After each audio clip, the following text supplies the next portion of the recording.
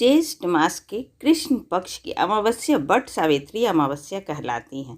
इस साल यह व्रत 6 जून 2024 को रखा जाएगा।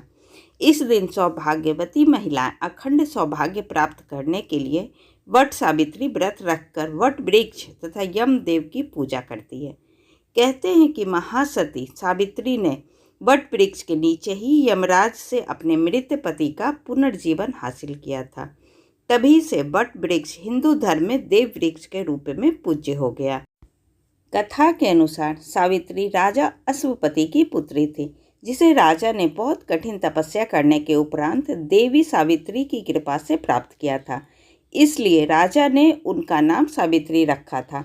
सावित्री बहुत गुणवान और रूपवान थी, लेकिन उसके अनुरूप योग्य वर न मिलने के कारण सावित्री के पिता दुखी रहा करते थे। इसलिए उन्होंने अपनी कन्या को स्वयं अपना वर तलाश करने भेज दिया और इस तलाश में एक दिन वन में सावित्री ने सत्यवान को देखा और उसके गुणों के कारण मन में ही उसे वर के रूप में वरण कर लिया। सत्यवान सौल्व देश के राजा दुम्तसेन के पुत्र थे, लेकिन उनका राज्य किसी ने छीन लिया था और काल के प्रभाव के कारण सत्यवान के माता पिता अंधे हो गए थे। सत्यवान व सावित्री के विवाह से पूर्व ही नारद मुनि ने यह सत्य सावित्री को बता दिया था कि सत्यवान अल्पायु है, अतः वह उससे विवाह ना करे।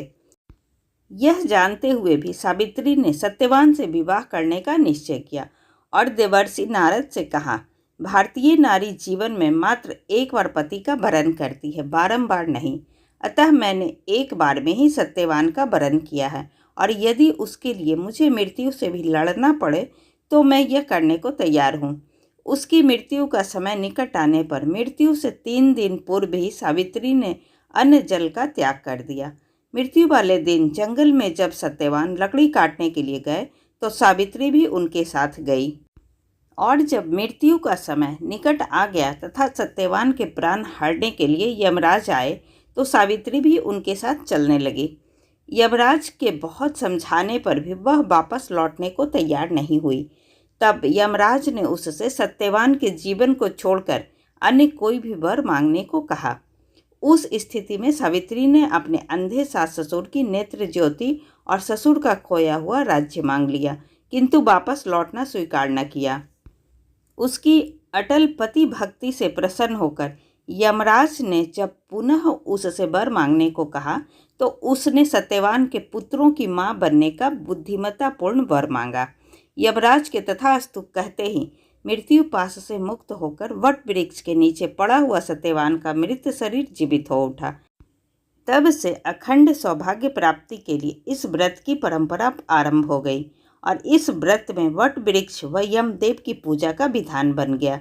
पुराणों के अनुसार वट वृक्ष के मूल में ब्रह्मा, मध्य में विष्णु व अग्रभाग में शिव का वास माना गया है। अतः ऐसा माना जाता है कि इसके नीचे बैठकर पूजन व व्रत कथा आदि सुनने से मनोकामनाएं पूर्ण होती हैं। यह वृक्ष लंबे समय तक अक्षय रहता है, इसलिए इसे अक्षय वट भी कहा जाता है। वट वृक्ष कई दृष्टिकोणों से महत्वपूर्ण है। सबसे पहले यह वृक्ष अपनी विशालता के लिए प्रसिद्ध है। दार्शनिक दृष्टि से देखा जाए तो यह वृक्ष दीर्घायु का प्रतीक है, क्योंकि इसी वृक्ष के नीचे राजकुमार सिद्धार्थ ने बुद्धत्व को प्राप्त किया और भगवान बुद्ध कहलाए। बोध ज्ञान को प्राप्त करने के कारण इस अक्षय वट वृक्ष को बोधि वृक्ष भी कहते हैं, जो गया तीर्थ में स्थित है। अतः वट सावित्री व्रत के रूप में वट वृक्ष की पूजा का यह विधान भारतीय संस्कृति की गौरव गरिमा का एक प्रतीक है और इसके द्वारा वृक्षों के औषधीय महत्व व उनके देव स्वरूप का भी ज्ञान होता है।